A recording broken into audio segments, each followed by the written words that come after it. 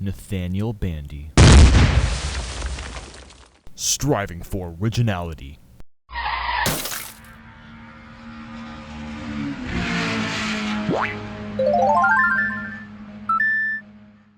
Tick-Tock Clock. A track about a clock and the parts inside of it. Where do they come up with these ideas? This entire track uses pieces of the inside of clocks as elements, and it's so brilliant. There's a part where there's rotating gears that rotate in opposite directions that force you to drive in a certain direction to avoid losing speed. The beginning of Tick-Tock Clock has you driving around a huge clock with a small and big hand to boot. There's a couple of pendulums that swing back and forth, and they can slow you down if you run into them. At the end, you can take a shortcut by riding across one of the long hands of a clock. This track is so mind-blowing to look at, it almost feels like a dream. You look at the background, and it feels like you're inside a huge clock, but that doesn't make sense because there's several clocks surrounding you. The track design is constantly changing. It makes you think about how to drive because of all the different elements. On top of all that, the music is fantastic and sounds really unique. I can't pinpoint what's being played exactly, but it sounds different to what you usually hear, which fits with this unique track. Piranha Plant Slide. This track isn't exactly a slide, but there's plenty of piranhas. This track is quite interesting because you get to take a deep look into the underground levels, Mario Kart style. The track is filled with speeding water, corner turns, tons of pipes, all sorts of good stuff. At times it almost feels like you're driving in World 1-2 of Super Mario Bros., especially when you drive across the section with huge coin blocks. The amount of pipes in this track is insane. You use them for doing tricks and driving primarily. This track completely changes up at the end, and it's super amazing.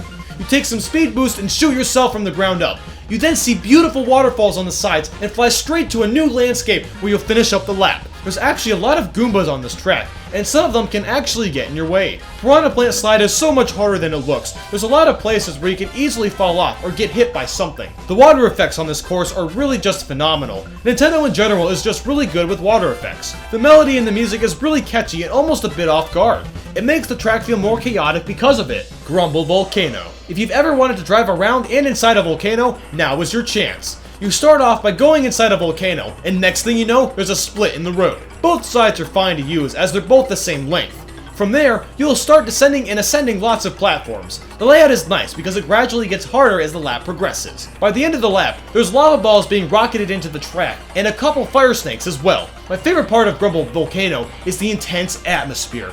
Everything feels really dark, and it makes you want to live and thrive your surroundings. The lava looks fantastic and really shows off the Wii U's capabilities. There's a section where you can glide across a part of the track, and it's fun doing so thanks to the coins you could run through and trying to find the quickest route possible. The music is fast-paced, but also very unearthing. You'll feel a little anxious as parts of the track starts to fall apart. That's a thing too. The more laps that you take, the more track that crumbles apart. Rainbow Road. Gonna have to be honest with all of you here. I have a strong sense of nostalgia every time I play this track. As awesome as N64's Rainbow Road is itself, the highlight has to be the exquisite music. The beautiful jazz remix complements the bright and colorful stages to a T. I seriously teared up the first few times I played this track just because the music was so good. While driving along, there's a train that will keep choo-chooing by and dropping coins off for you.